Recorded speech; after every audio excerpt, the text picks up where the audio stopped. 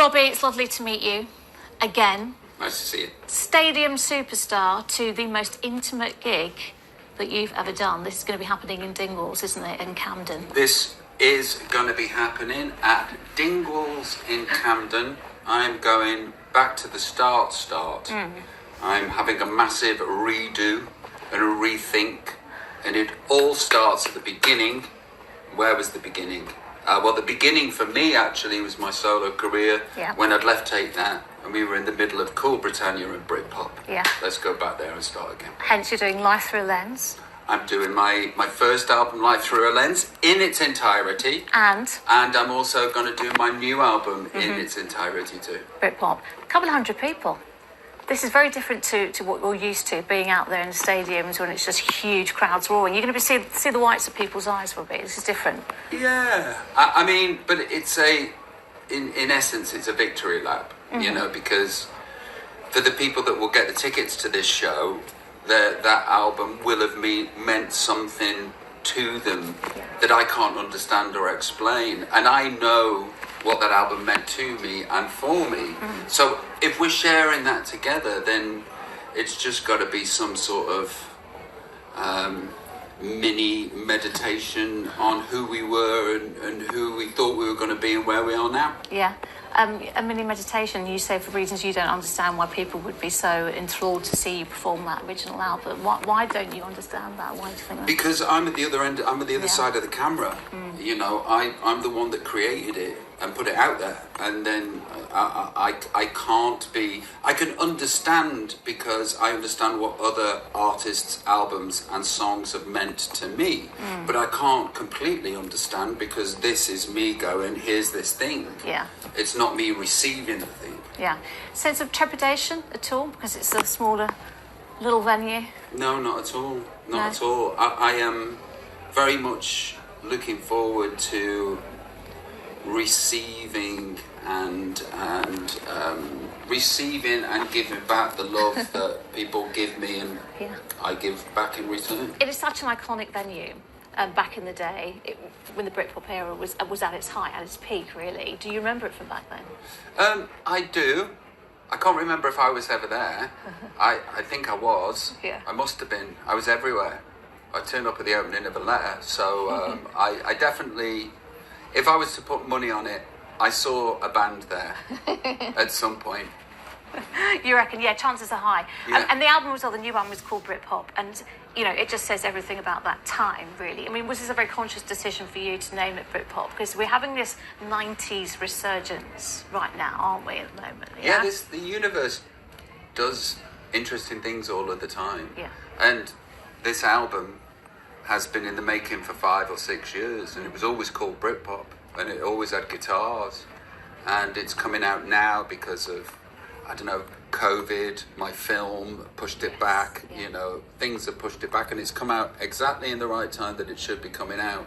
Oasis are back, Blur have done their gigs, Supergrass are about, Pulp are about, you know, it's wonderful to notice these things when these things happen, that there is...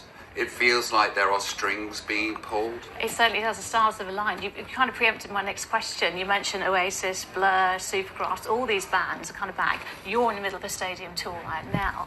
Are you going to get together and do like a joint 90s, what, a JV, 90s tour? A JV with Oasis? Why not? I'd do it. You're friends now, isn't it? Well, we're not exactly friends, but I don't think we're enemies. Well, that's a start. I would absolutely do it, but, you know, what would be the point for them? You know, I would... it would be funny if, like, I instead of Richard Ashcroft, it would be me opening for them. But Richard Ashcroft makes complete sense. Do you say you'd be prepared to open for them? I thought you'd want top billing. No, I'd open for Oasis. Oh, wow. In this moment that they're having right now, you know, they are omnipresent and they are at the peak zeitgeist. I can't compete with that, so I would open for Oasis. Yeah. They've still got a couple of shows at Wembley in September if you wanted to go and watch them. Give them some notes. Yeah, would you go? Well, here's the thing: is like I don't go to gigs. I'm not a big fan of crowds. No. If I'm gonna be with a crowd, I want to be in front of them, telling them what to do.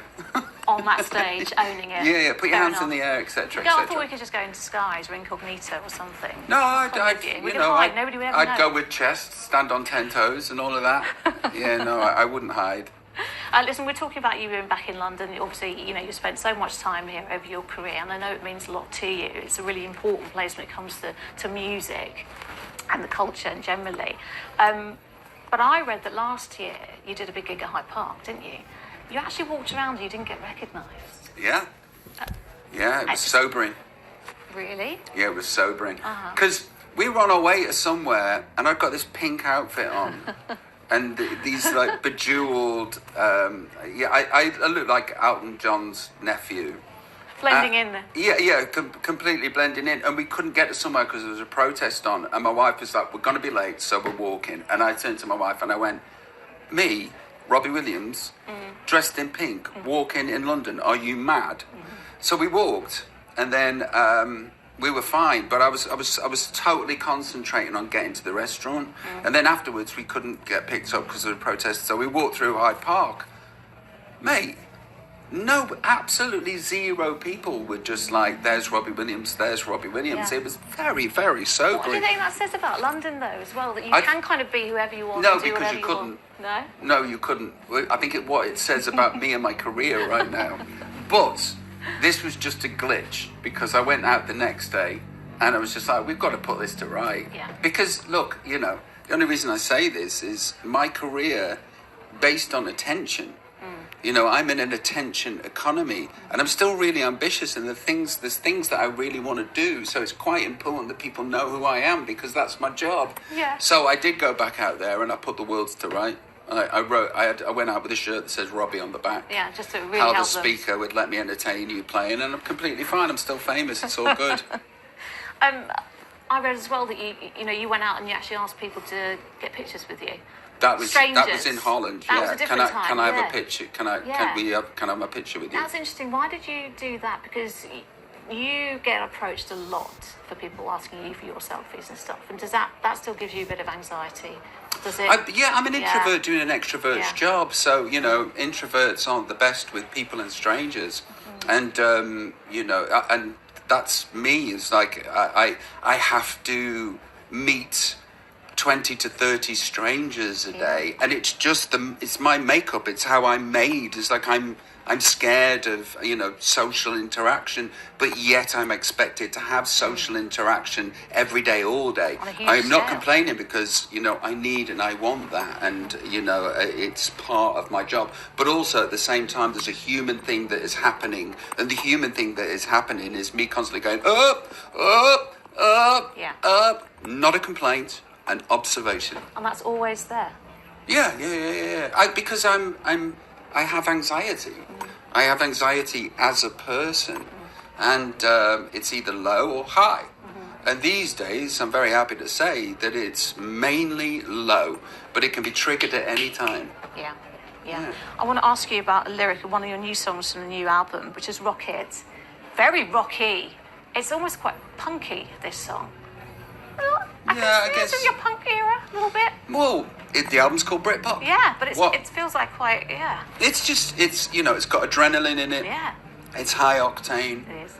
I wanted to go back to the start. What is the album that I would have written had I just left Take That? Now knowing what I know, and all the experience that I've got with songwriting, blah blah blah blah blah, and what would have made 20-year-old me happy? That, in particular, Rocket, would have made me very happy, very proud. You know, you talk about you navigating what is out there and everything that's around. We're kind of the same age. So we didn't have what the kids have now, which is all the internet and everything. Obviously. I mean, obviously, lots younger than you are.